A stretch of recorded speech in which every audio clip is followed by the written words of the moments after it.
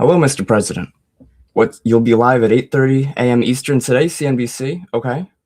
What else? I'll let them know. Guys, the president wanted me to let you know that market in the morning starts right now.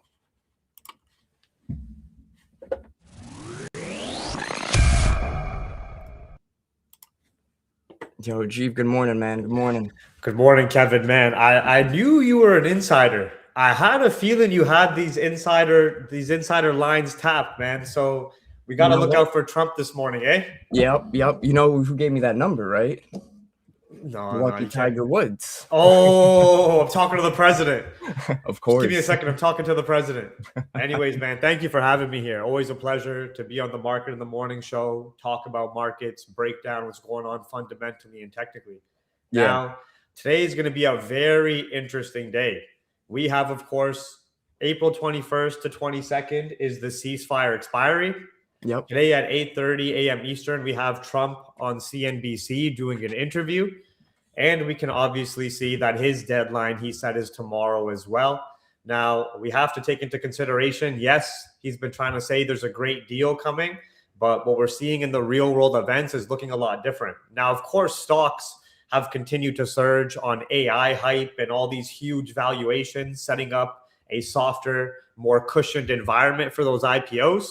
But I still think on the commodity side, oil price is showing us that these tensions aren't over yet. Even with all the suppression attempts we've seen on oil, we're still seeing it elevated amidst high level prices, higher risk prices to inflation. So this is going to be critical when Trump comes in and says, I'm expecting a mess, probably going to be the 30th time he says the deal is done, the war is over, everything is great. But what I'm really focusing on is you still have 10,000 U.S. Navy military personnel on Iran's front doorstep. You still have the dual blockade going on. You've had these claims on both sides of the conflict of ceasefire violations, right? Israel saying this guy ceasefire violation. Iran saying a U.S. did. Trump just said this morning Iran had so many ceasefire violations. Yeah. Right. So things are still looking like they're very much on edge. But hopefully we get some clarity, which I don't want to talk too optimistically about clarity and Trump nowadays. It's been a little bit more confusing. But hopefully we get some clarity coming around the corner here in about 8 minutes. Now, I think we also have some retail sales data. You want to touch base on that? Yeah, we do. Let's cover it with market. I'll go through it here too. So yeah, perfect.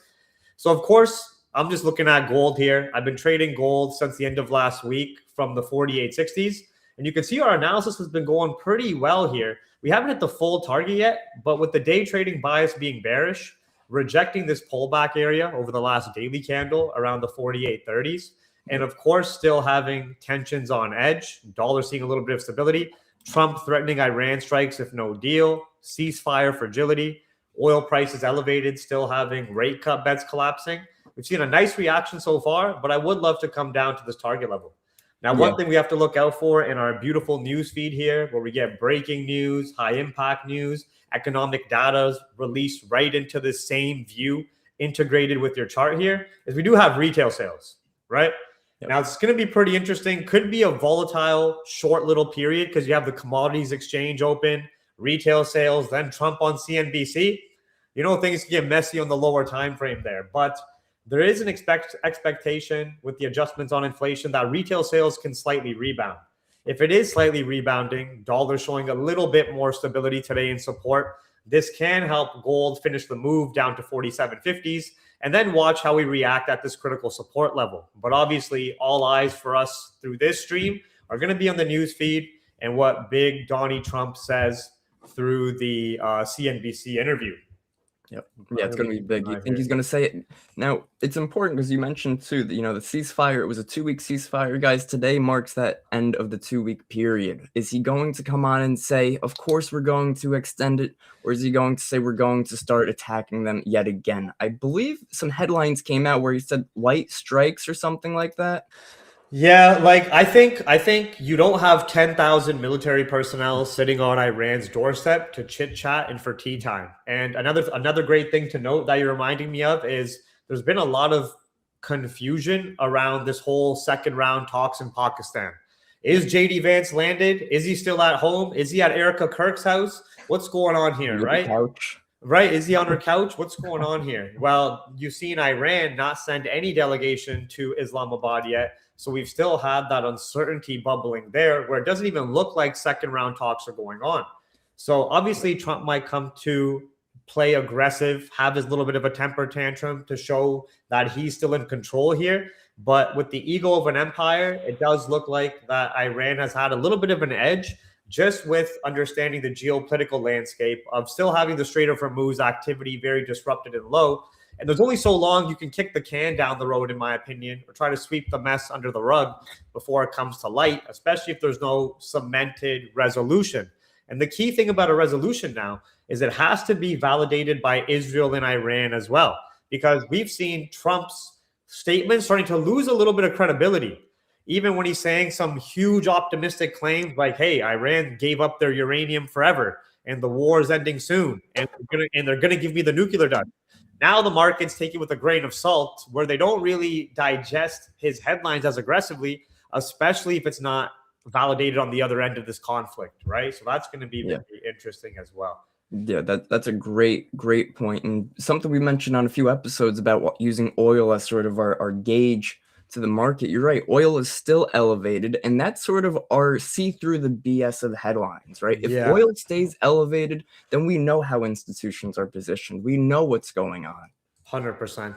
And that brings up a great point. Apparently, just hours before this CNBC interview, there was a huge insider oil short position taken on Hyperliquid against USDC. Now, it could be just a degenerate or it could be an insider, but it obviously makes sense that there's been a huge amount of insider corrupt trading through Trump. We know that there's been that manipulation with headlines. We know that it's in the best interest of governments and corporations to try to suppress oil price a little bit and keep stocks more bullish. But like I said, if there's not that resolution, if they keep trying to kick the can down the road, eventually you can't keep ignoring the millions and millions of barrels in oil disruption piling each day, or the potential energy shortages and commodity shortages that are starting to develop, or freight costs being huge, or Iran still charging tolls just to get anybody through, and that whole change of dominance in such a critical global economic choke point. So for me, obviously Trump can bring some noise, but I'm still going to be on gold, looking for a double top at 48.30s, at least a bit of a momentum play to finish the move down to 47.50s. I would still even love to go down to 46.50s. Now, of course, we're going to need some retail sales to be slightly optimistic. And obviously, inflation expectations still elevated, linked to energy prices surging, rate cut bets collapsing a little bit. But I think that can still take place. Now, the beautiful thing about market here is that when we created this flow that you go through the chart, right? You have your annotations on the screen, the bias given to you. You can click a simple button to start to load of what can push price up to a zone. You can click a simple button to see what can push price down to a zone. But as we are risk managers and risk takers, I also wanted to highlight that it's not just important to see what can feed into your bias. It's also important to see what can take away from your bias. So the beautiful thing is we know that if retail sales is a miss and it boosts rate cut odds and dollar is a bit bearish, that could be a reason that pushes gold up back to this pullback area, where in the time when you're day trading, you can adapt accordingly in the short term. Or we know on the flip side here, what can push gold down. We have all of these fundamental catalysts given to us that line up with the calendar events here, playbooks given to you. And then you also know what to look out for reactively. Hey, if there is more ceasefire extension, if there is a confirmation of a deal, be careful. Gold can still go more bullish like risky assets. But so far, we've been respecting a key supply zone and resistance technically. So I don't want to lose conviction and confidence in my analysis just yet. But I was hoping you could run me through your expectations on SPX or another one of these hard-hitting asset classes as well, if you want to share your screen. Yeah, absolutely. Definitely. You know, at this point, it's definitely hard to fight the bull trend and the optimism we're seeing. But like I always say, we need a catalyst to reverse trend, and we need a catalyst to help trend. So right now, we're running into that catalyst of, do we come up with some type of permanent deal, like you said, or is this going to roll over and the ceasefire ends? Israel starts attacking Lebanon again. They start attacking Iran again. US feels the need to step in. could this all spiral and could we start all over again? And as quickly as we went up, can we go the ass down? Yeah. Right? A lot of people, this short squeeze, this is really a short squeeze, guys. By the way, I don't mean to interrupt you. Retail sales just came in hot like we predicted. Oh, let's see. So retail sales came in pretty hot. This could give right here US retail sales. Now the beautiful thing is you have your economic calendar that you could just fully load to see the data, your min and maxes, your playbook. But at the end of the day, for our technical only traders, our retail trading audience, we wanted to integrate and bring everything back to the chart. So you don't have to leave your home view where you have all these asset classes you onboarded with, and you can get the data right here. You can see the update of the retail sales, plus you get the actual playbooks live in here. So now that retail sales has come out, it's above forecast. You click this, you can see the actual and what it means, that this is a bit more bullish for dollar. Now, obviously context is important, and this is a great day to break down fundamental context, because if this was any other day and retail sales came out this hot, you would get a little bit of a sharp volatile move post commodities exchange open, of a bit of a dollar bounce, gold outflows. But because there's so much tension and focus on Trump's speech, we still have to keep a keen eye on the news feed here. But we are already seeing a little bit of strength in the dollar. Gold can potentially maybe even creep down to this same target level we're keeping an eye on. And we do have that support of retail sales here coming out above and better than expectations, which was one of our predictions, to see a little bit more outflows on gold, dollar stabilize a bit. But now we're going to be keeping a keen eye on that CNBC interview, which can be starting any minute here. But I just wanted to cover that there. And also, if you want to look at one of the main reasons here, why we were expecting retail sales, gasoline sales. Gasoline sales obviously linked to the Strait of Hormuz disruptions, the shift in pricing, demand. 15% versus February's 1.3%, right? So that pretty much carried this report. That's crazy, right? Which can still keep inflation expectations on edge. It can still keep this uncertainty bubbling, like we're talking about, especially if there's no resolution. So that's what we always want to do here. We want to integrate everything to the chart. We want to make sure that the user gets as much value as possible to either walk away with a win or walk away protecting a loss and preventing a loss, right? That is our whole design with market, and having this translator in your pocket of the financial market language. But you can go back to your screen now. Sorry, I just want to cover that. No, bro, we're good. That's solid. And guys, something too to add on to what Jeev was saying, when you're going through the headlines, you get a breaking news, and let's say the headline comes out, US March gasoline 15% versus February's 1.3. And you're not too sure what's this mean for the assets. We have assets to watch, how it impacts. We have the gasoline sales surge 15% month over month amid energy crisis, signals demand resilience despite 47% price spike since December. This is breaking it down for you. You don't need to break down into Google and look up why is oil higher, why is gasoline sales higher. Market is breaking it down. You don't need to see 100 different opinions in the age of social media where there's so many opinions, so much nonsense. So here we go with Trump. Obviously, we're expecting this. We'll end up with a great deal. Now, I don't know how much weight this is going to hold for markets, but this is exactly what we were talking about of him coming in to play damage control, coming in on the day of the ceasefire, trying to save face, trying to look like he's in control here. Now, the interesting question we have to ask when we go back to market impact is, are the markets going to continue to eat this up? To me, we're going to have to look at how gold is moving, how oil is moving, SPX is moving. But for sure, 100%, like we were talking about, you can get those liquidity grabs. You can get those price whipsaws, a little bit of insider corrupt trading going on, which has been a common trail of Trump through the trade wars. And now, of course, the Iran war, right? So his credibility has been dropping a bit, but we know the markets might just continue to try to jump on the same things here. So let's see how that goes. But we're dealing with them very successfully. Blockade has been a success, you know. It's not like he'll come on and be like, oh, we're failing. Yeah, exactly, right? He's not going to come on and say that the ego of the U.S., that huge empire, is failing. He's not going to come here and say they're in a difficult position. Obviously, he's going to try to make it look the best that the situation can be. But I think what we have to do is collectively try to clear the noise and assess it based on objective market impact. Now, we can see that Gold is having a whipsaw here. SPX is still just lingering at the highs. And of course, dollars having a bit of a whipsaw move the retail sales. But this is very confusing rhetoric here because how can the blockade be a success and the negotiations be a success? They're sort of counteracting each other there, right? And with him saying we'll end up with a great deal, I thought the deadline was today, right? Yeah, I mean, he even said, new headline just came out right now, Trump on Iran ceasefire. We don't have that much time. Yeah, I think he figured it out.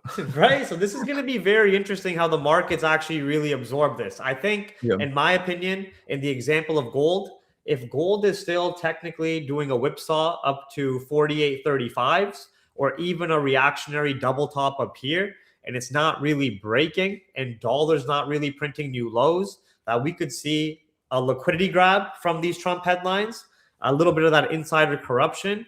But overall, understand that his credibility has been cracking because the corruption has been more blatant in public.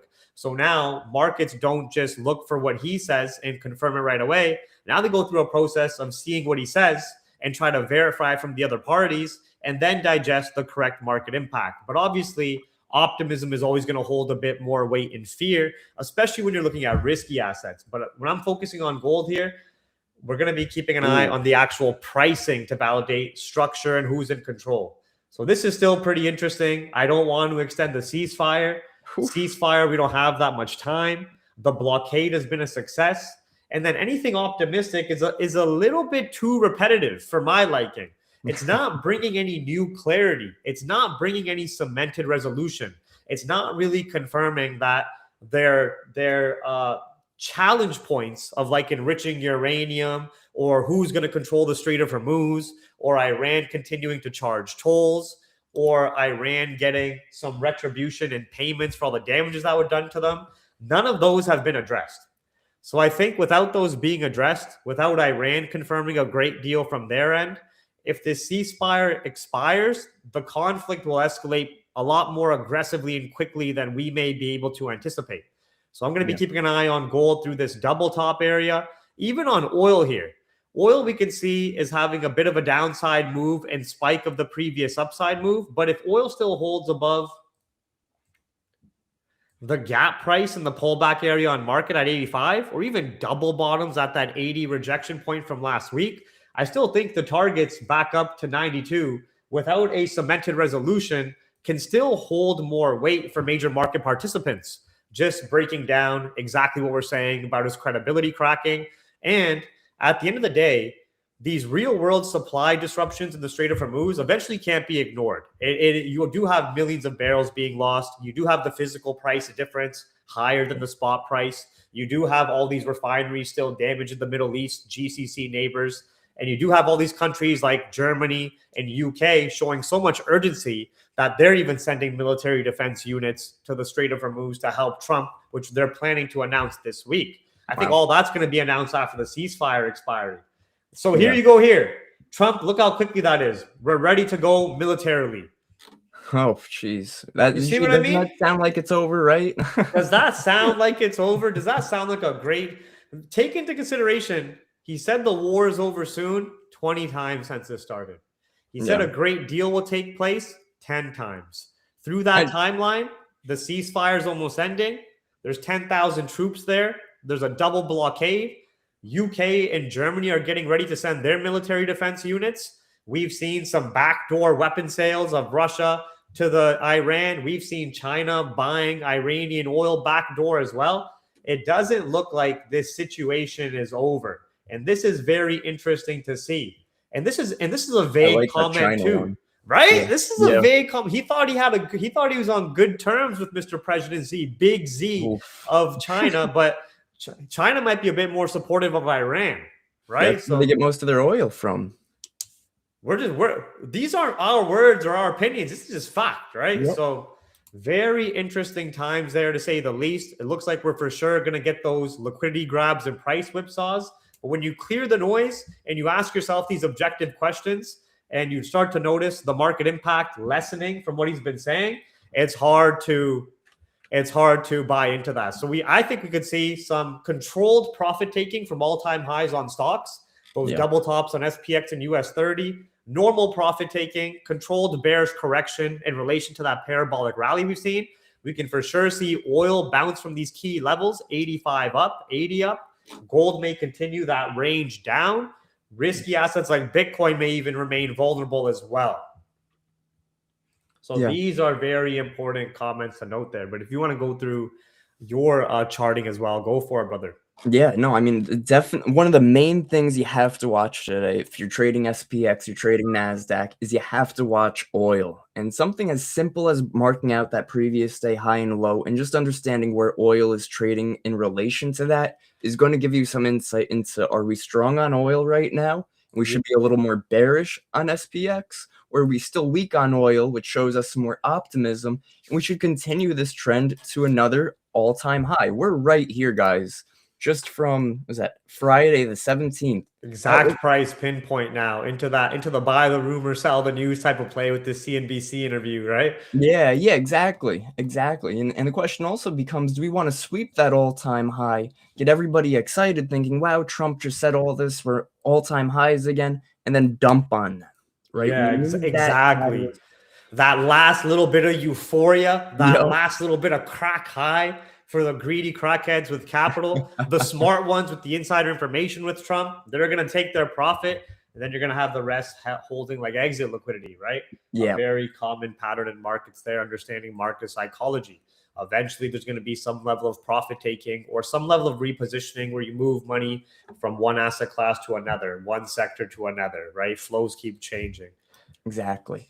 I wanted to point out too, guys, big update to markets homepage, everyone. So I'm sure you guys have noticed a big change to the dashboard here, where very easily you could swipe through your tickers. You could choose what is on your chart. You could turn your labels on and off, calendar events, price targets. You could even hide the news feed temporarily if you want to bring your chart a little larger. So customize it, take advantage of it, and definitely use it, guys. Great 100%. Update there. Huge update. Our engineers are cracked, man. They never sleep. Next level. We don't let them sleep. We don't let them sleep. No lab has a strict no sleeping policy. Yeah. So now it's going to be interesting. Now we have, so let's break this down. Keep it simple, right? Yeah. We have retail sales much better than forecast, but what was driving retail sales price up was strictly gasoline prices surging abnormally, carrying that weight. So that is more in reality inflation risks linked back to energy prices surging, right? Yep. Now we have Trump with his vague comments, where his credibility has been cracked.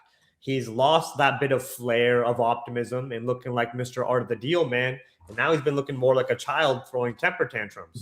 So the Strait of Hormuz is still blockade. We still have those supply disruptions. His headlines of saying a great deal is going to take place is not holding any more weight. Now markets are trying to read between the lines of what he's really saying and what is really taking place. When you have 10,000 troops on Iran's front doorstep, and like I said, the blockade was like a Trojan horse to sit them there. You're saying you're going to blockade Iran. You're actually just putting your troops ready for a ground invasion. He's been saying these vague comments like it's going to take a lot of effort to get the nuclear dust now. You saw that headline? Or he's saying things like this: we're ready to go military. Ceasefire's expiring around the corner. And we know that Israel is also ready to continue with their military venture for their objectives, which is just more escalations of supply disruptions. We know that Iran also, any damage done to them, they're going to retaliate to their Arab neighbors, GCC states, hit US-linked businesses there, energy infrastructure linked there. It's going to be that double whammy of damage. Now, am I completely delusional and think that Iran is going to bring down the US empire? No, it's too big. It's too strong. It's too big to fail in the sense it'll bring everything else down. But the amount of disproportional damage that is taking place here is big. It's costing the US a lot of money in both actual resources and in credibility and in their positioning on the global international stage, right? So it is going to be very, very interesting times that we have to continue to keep an eye on here. But I like what I'm seeing. I like that oil bounce and liquidity grab so far. I like gold still holding a bit more bearish, dollar stabilizing. One thing we have to keep an eye out for is New York Stock Exchange open, maybe a little bit of a last hurrah on stocks, that little bit of a fake out wick before that aggressive profit taking. But other than that, our predictions have been on point. And this is exactly how we've designed market, right? To be fluent, intuitive with what's really going on. Break down the weighting of different headlines. Dissect what is holding weight for a bias, what can flip against it. Having realistic levels in relation to your time that you trade on, whether it's swing trading or day trading. And having everything you need in one single view. Not 10 different dashboards, not 100 different data slops of COT numbers and binary digits on a screen that look cool like your matrix, but you can't do shit with it, right? Real information here that you can action on, whether to take a win or prevent a loss, which is the goal of being a risk taker, a road runner, and a risk manager, right? Yeah. Yeah, absolutely. You know, I'm glad you brought the COT report up, because looking at it, and I'll pull it up very briefly on the indices, very 50-50. You would think in such a strong, optimistic market, we'd have more strength. It's really not showing that, guys. Yeah, and there's been a bit more retail entry at these prices too, which is a bit concerning to me, right? Yeah. When retail interest starts to increase heavily, you have to start second guessing it a little bit more and being like hesitant. For me, 80% of the time as a day trader, ride the trend, and that's fundamentally supported, technically supported. 20% of the time, you have to be skeptical. Skeptical of flush outs, profit taking, repositioning of flows, catalysts that may go against you. Nothing's ever going to be that smooth sailing in these vicious, ruthless, corrupt markets. So we have to remain sharp, distraction free, and as focused as possible with what we do with all these tools and features in market for you guys to use, right? Yep, absolutely, guys. Some of the best material you'll use, one of the best platforms you need in your trading arsenal is Market, guys. The best terminal out there. No need to spend thousands on something like Bloomberg or $50 here for this one, 50 here for that one. We're wrapping it all up with a nice bow on top for you all. And you're seeing it from guys that are in the trenches with you, how we clear the noise, how we use it, how we designed it to be as valuable as possible, right? So that's what we're in the trenches every day, bro. But anyways, pretty interesting times right now. Obviously, we're getting oil bouncing a little bit after that liquidity grab wick. We can't get overly cocky and confident yet. Now, the ceasefire hasn't expired just yet. One thing we have to understand with geopolitical tensions, whenever the anticipation of escalations intensify, so do the efforts for diplomacy, because it's almost like, fuck, this is our last chance to get a deal done. Let's all try to push for a deal for the sake of these economies and governments. It's impacting all of us, right? So that's something we have to look out for. But this is conflicting against the ego of an empire like the US, which cannot back out now and cannot admit defeat. And this is also looking at Iran, which has had a bit of an edge in this situation. So very interesting, unique times, to say the least. But it's a great learning experience, being involved intentionally, analyzing the fundamentals, having executed risk in here, risk managing losses, having great wins. It's one of the best learning experiences I've had since the pandemic, personally speaking, being so involved in fundamentals. I think it's been great. For me, it's been the pandemic, the trade war. We've had other Middle Eastern tensions. Russia versus Ukraine was a great learning experience, but this is even better than most of those situations. Yeah, this has truly been, guys, whether you're profiting or not, whether you're a day into trading, a month into trading, 2 years into trading, this is quite the time to be alive and experience that is like no other. And the thing is, if you're only looking at technicals, you're missing all this information. You're missing all this. You're missing all this learning material. You're missing all these real world financial driving factors that are pushing price. How these big market whales adjust their order flow accordingly to. You're missing out on that, right? And it's been very interesting in the context of having these geopolitical tensions, rate cut bets starting to collapse a bit, but still having such strong demand in AI sector. AI sector hype still solid. That big circle jerk still jerking each other off pretty hard. You know what I mean? Liquidity still flowing there. Huge valuation expectations. So it's very interesting time, to say the least. I like to think of it more of like a money funnel, where it's like, okay, ChatGPT, OpenAI, you give 100 billion to Oracle, you give that money back to NVIDIA, you give it back to OpenAI. Microsoft, you give it back to fucking Anthropic. Yep. Anthropic gives it to the fucking FBI. You know what I mean? Now, you know what's cool? Amazon recently announced that they're going to be taking a stab at Tesla's, Tesla's Wi-Fi router. What is that called? Starlink. Yep. Amazon's taking a run at Starlink, and they're partnering with Apple to create like emergency like radars and stuff. So pretty interesting there. Yeah, if Amazon really takes a stab at Starlink, can it impact Tesla's situation, Starlink, SpaceX, all of that? And Amazon's already been doing the SpaceX too, like Blue Origin, what's the name called, right? Like, I see Elon like throwing jabs on him at X all the time. Trump, this is another headline that is not really bringing optimism. You're talking about ready to go to the military. You're talking about indifference with China. And now you're talking about I'm not going to be rushed when the ceasefire is hours away. Yeah. No, there are too many headlines, guys, that are suggesting this is not coming to an end anytime soon. Yeah.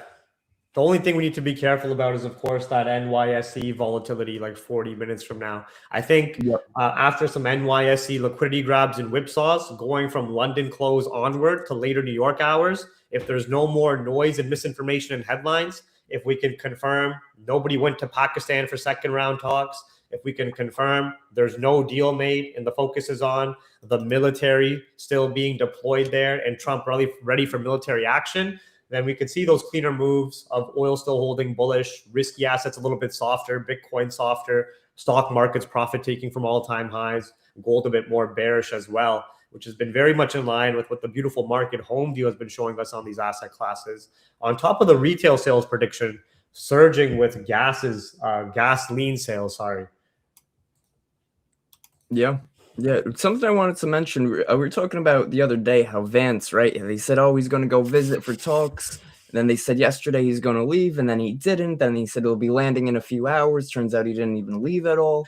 Yeah, apparently he didn't leave. Apparently he was there already. Apparently, you know what I mean? It's crazy. He must be teleporting back and forth or something. Right? These guys probably got that technology. They probably got portals by now. We just don't know about it yet. They just walk through a portal and they're there. Yeah. But crazy stuff going on. Be careful with your sizing today. And also, guys, if you are trading things like the SPX, like the NASDAQ, keep an eye on that VIX. VIX is also something that gives us an idea of volatility and expected uncertainty. If the VIX could start to spike and gets back above that $20 range, that's a lot of uncertainty flowing back into the market and will give us more of a bearish sign. So VIX is key. We're going to be looking at the dollar, of course, guys. If you're looking at gold, it's important that you look at the dollar. The dollar has been trying to find some strength here. It looks like it's been within a range of 98 to about 100 for a little while now. We're coming off that bottom range of 98 with the strong dollar off of everything that's going on right now. We see the reaction we're getting on gold at the moment. I'm definitely leaning a bit more bearish, even if it's the short term on gold. But if this war does pick back up, we saw what happened when the war was consistent. Gold moved lower. Yeah. So why would we expect the opposite if the war does continue yet again? And you're looking at your chart there, even zooming out a little bit, you can see like it's another slow creep before a dump. Like from the all-time highs there, it's a little bit similar, right? Yep. So like another pretty slow creep, keep accumulating that liquidity, a bit of a pullback, and then you have the impulsive phase because gold is not a favorable hedge of risk if energy inflation concerns are spiking and you have such record high prices on gold. Was gold a great risk hedge and great buy at 1,300, 2,000, 3,000 with central bank purchasing, trade war tensions going on? Sure, rate cut bets being priced in. We have to ask yourself, with the environment changing and the focus on energy inflation spiking, rate cut bets now collapsing, and it's still sitting at 4,900, 5,000. There's other asset classes or sectors that market whales could rotate into to better hedge their risk than gold from here, from a higher time frame perspective. So seeing some short-term bears is not out of the ordinary, right? It's nothing that crazy.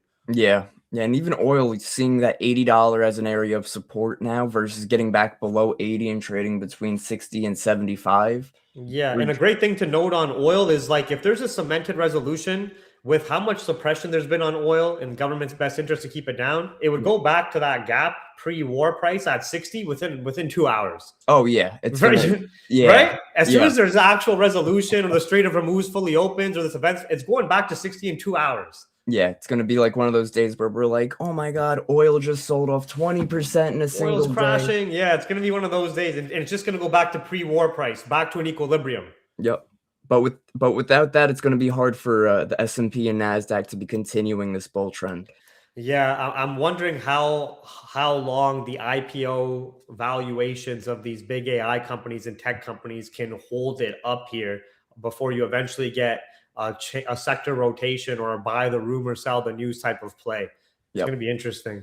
Yep. This is XLE. This is the energy sector index on the S&P 500. So something to keep an eye on is a lot of volume came in to our previous day about 2 days ago. This is Friday the 17th. That was going into the weekend, almost like big institutions understood we're going into the weekend. Ceasefires coming to an end. We know that there's going to be extra drama. There's going to be extra uncertainty. So it seems like they were buying the lows here of the energy sector, expecting it to move back higher. Valid too. Makes sense. That's a great point there. Looking at the different sector pullback there. Yep. And what's it called? XLE was already, look at the bull trend we've seen. This was not oil by itself, guys. Oil was going on over here. It sure helped, but this was all driven from AI. AI is driving so much energy. It's insane. That's true. 100%. Crazy amount of energy consumption there. Demand's been huge. Could be a possible good spot to load up on some XLE on a long-term portfolio standpoint. Yeah, 100% set and forget type of play. Yep, exactly. Buy and hold for a little bit. Somebody asking, can you explain what it means to buy the rumor and sell the news? So with the markets, right? Market psychology wise, the market whales are always trying to be 2 to 3 steps ahead of the public, and even still trying to be a step ahead of their competition, which is cutthroat, dog eat dog in the banking hedge fund world, right? Usually the markets will move ahead of time on an anticipation of an outcome for an event before the outcome ever hits the light, especially if there's a high probability the outcome can come true. So for example, let's just say the markets are on an environment of pricing in Fed rate cut bets. Yep. If you have certain data come out where the result of data feeds into a higher probability of rate cuts taking place, markets will start to price that in, buy the rumor of rate cuts coming in more healthy liquidity conditions ahead of time on stocks, well before the actual rate cut ever takes place. Yeah. Then on the actual rate cut day, because it's already been getting priced in 2 weeks prior, a month prior, they might actually sell it off on the news, take their profit, rotate into a different sector. So it's all about just trying to have an edge on the markets, anticipating and pricing in events before they happen. And the buy the rumor, sell the news is talking about a Wall Street saying on stocks specifically, on equity specifically. But it depends on the asset class you're trading in terms of impact. Yeah.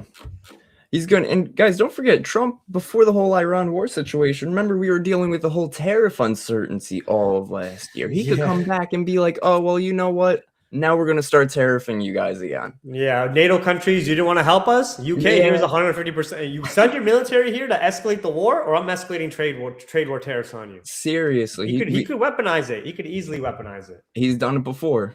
Holy shit. Trump on tariffs. Oh, no way. We're going to end up with bigger numbers, but it will be unwieldy. Look at this, right? Bro, that's crazy. That's wild. Talk about time. This is the market intuition there. Kevin was really on the phone call with him at the start. Tariffs? Sorry, I was just talking. Maybe I forgot to hang up. Trump on tariffs going to end up with bigger numbers. So crazy. This could be a vague message about increasing tariffs. Or maybe he's talking about the income from tariffs. Regardless, it's pretty interesting how you're just talking about that. That was never fully resolved or done. That could easily come back into the table here. And you're seeing that right now, right? That's crazy. And you know what? With how much he loves sort of the whole market manipulation aspect, we go higher off what he says, we go lower off what he says. The tariffs gave us that big sell-off last year. And then he said it's a great time to buy. We reversed. This year, we had the Iran war. And then he said ceasefire. And then we reversed. Can he come right back in and say, here we go again. We're going to start tariffing Iran. We're done with the war. That's fine. But we're going to hit you with 200% tariffs on your oil now. Yeah. You thought you could best us and get the leverage on us. Now deal with this. Yep.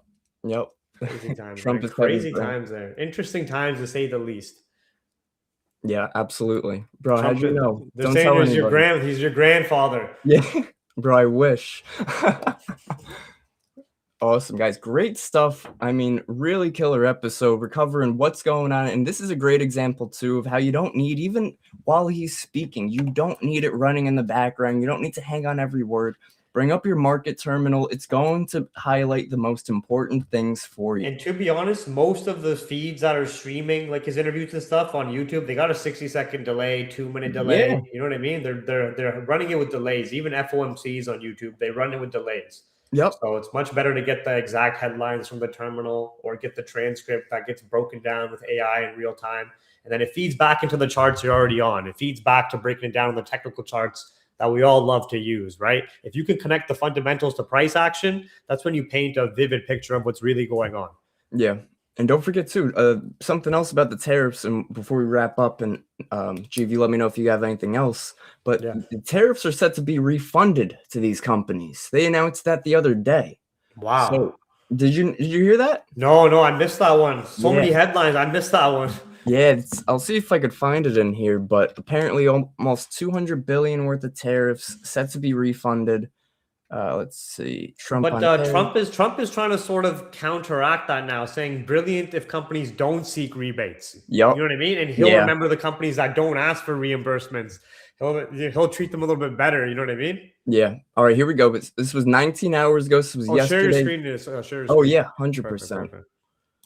Tariff refund system launches as thousands of companies file claims. So wow. So they were all fighting back at like how hard they were getting hit by taxes. So that's going to eat into that tariff revenue.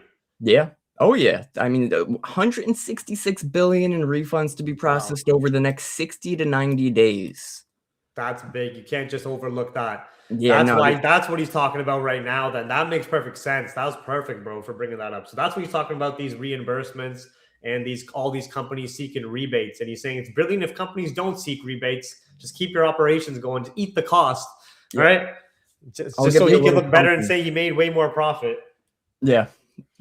Let's see. Let's wrap up on gold one more time. You want to share your screen, give everybody a little trade setup on gold? Yeah, so it's going to be the same thing for me. Now, the one thing we have to be careful about is going back to the same intraday low. But I do think that if we continue to pull back to 48.35, we break this slight support at 47.75. We still got some ways down to 47.50s, even to where we had this gap down post pullback phase. So I still think with the ceasefire crumbling, energy prices still a little bit elevated. We haven't had any deal confirmed, dollar stabilizing a little bit, retail sales. After some pullback, some NYSE liquidity grabs and noise, we should get some cleaner sentiment later New York in the following daily candle to still slowly but surely be creeping down to 47.50s or 46.50s down here. Yeah. But yeah, hopefully everybody has enjoyed the session. You know what I mean? Been a fun one. Always a pleasure to be on here with you, man. I want to thank you for having me as well. Bro, absolutely. Awesome episode and great to have you on a Tuesday. Usually we have a lab on, but he was busy. Yeah, I'll be back on Thursday as well. Awesome, bro. Guys, hit that like and subscribe button. Absolutely killer episode of Market in the Morning. And Jeev, thank you so much for being here today. No worries, man. Thank you so much. I'll see you around. See you around, bro. Guys, have a great day. Make sure you manage your trades correctly. If you're using market, use it to help gauge your bias. Don't use it to just determine, okay, I have to go along because market told me. No, you still have to use your own head. Use your little brain cells, you know what I mean? Click those brain cells together. Get some sparks flying. It's good for you. It's good to be alive. It is. It is. That's absolutely right. All right. Take care, everybody. Have a great day. Take care, man.